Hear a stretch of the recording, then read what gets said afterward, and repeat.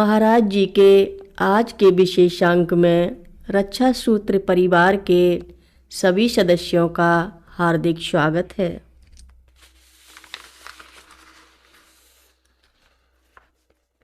एक छोटी पाटन देवी के नाम से संबोधित माता भी बहुत जागृत है, वहाँ भी इनका जाना होता है। ऐसे इनकी माता जी कलकत्ते की काली बहुत बड़ी भक्ता थीं। वर्ष में कई बार कलकत्ते की काली के दर्शन के लिए अवश्य जाती थीं।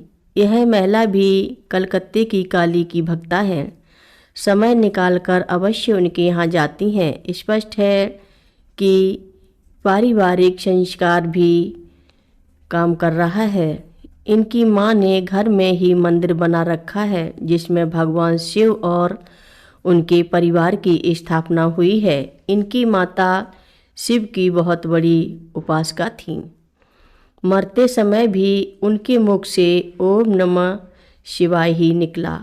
जब तक स्वस्थ थीं मंदिर में पूजा स्वयं करती थीं। अस्वस्थ होकर बिस्तर पर पड़ी तो नित्य ही भोजन के पूर्व पूछा करती थीं कि मेरे शिव जी की पूजा हुई, उनको भोग लगा। माता के बाद अपनी पूजा के अतिरिक्त मंदिर की पूजा का दायित्व भी इसी महिला ने लिया हुआ है। ये देवी की इतनी बड़ी उपासिका है कि अधिकांश लोग तो केवल 2 नवरात्रियों में देवी की उपासना करते हैं और दुर्गा सप्तशती का पाठ करते हैं। ये वर्ष की 4 नवरात्रियां करती हैं। मुख्यतः चैत्र एवं आश्विनी की नवरात्रियां सामान्य लोगों द्वारा की जाती हैं, किंतु ये चैत्र, अश्विनी, माघ और आषाढ़ की नवरात्रियां करती हैं। इन 4 नवरात्रियों में प्रतिदिन देवी की विधिवत पूजा के अतिरिक्त संपूर्ण दुर्गा सप्तशती का पाठ करती हैं। कितने तीर्थों पर घूमी है इसका कोई ठिकाना नहीं। बद्रीनाथ और केदारनाथ की 2-2 बार यात्राएं कर चुकी हैं। इस कठिन यात्रा पर तो कम ही लोग निकलते हैं।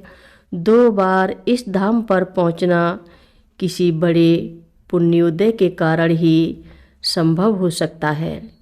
इसके अतिरिक्त ये जगन्नाथपुरी, रामेश्वरम एवं द्वारिकापुरी की यात्रा भी कर चुकी हैं, अर्थात 4 धामों के दर्शन संपन्न कर चुकी हैं। अब इससे अधिक इनकी धार्मिकता के संबंध में लिखने की आवश्यकता नहीं है। पाठक स्वयं समझ लें कि कोई कारण तो है कि बाबा जी इनके यहाँ बस गए हैं।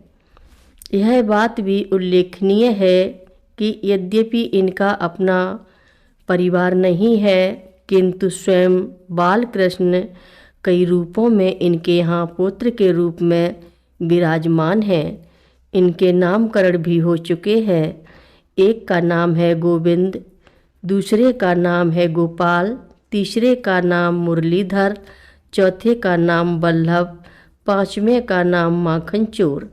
बताने की आवश्यकता नहीं है। बाबा जी की शक्ति अपरंपार है। यह तो उन पर उपलब्ध साहित्य में मैंने पढ़ा है, पर जब स्वयं उनकी शक्ति का पग पग पर और अद्भुत रूप में अनुभव कर रहा हूँ तो यही कहने को बाध्य होना पड़ता है कि अब भी वे क्या कुछ करने में नहीं समर्थ हैं। मन में बात आई नहीं कि पूरी हो जाती है कि इस पुस्तक पर विस्तार से प्रकाश डाला जाएगा और स्वयं फोन करके, यद्यपि मैंने इस संबंध में उससे कोई बात नहीं की थी, मैं इस घटना के लिए नीव करोरी बाबा जी का हृदय से धन्यवाद कर पूजा पर जाने के लिए उठ ही रहा था कि एक और फ़ोन आ गया। मैंने सोचा पूजा में बाधा क्यों पड़ रही है, अब यह किसका फ़ोन है। फ़ोन तो आना ही था, क्योंकि प्रातःकाल ही मैं बाबा जी से अपना दुखड़ा रो चुका था। यह फ़ोन भी अनजाने व्यक्ति का था, क्योंकि इस पर भी किसी का नाम नहीं था। मैंने हेलो किया तो एक महिला का स्वर आया। मुझे आश्चर्य हुआ कि किस अनजानी महिला का फ़ोन है। उसने प्रणाम किया तो मैंने पूछा, आप कौन हैं? मैंने तो आपको जानता नहीं। लंबी है। आगे की कथा सभी भक्तों को अगले भाग में सुनाएंगे। महाराज जी की कथा सुनने के लिए सभी भक्तों का धन्यवाद। महाराज जी सभी भक्तों पर अपनी विशेष कृपा बनाए रखें। सभी भक्त मिलकर बोलो नीम करोरी बाबा जी महाराज की जय हो।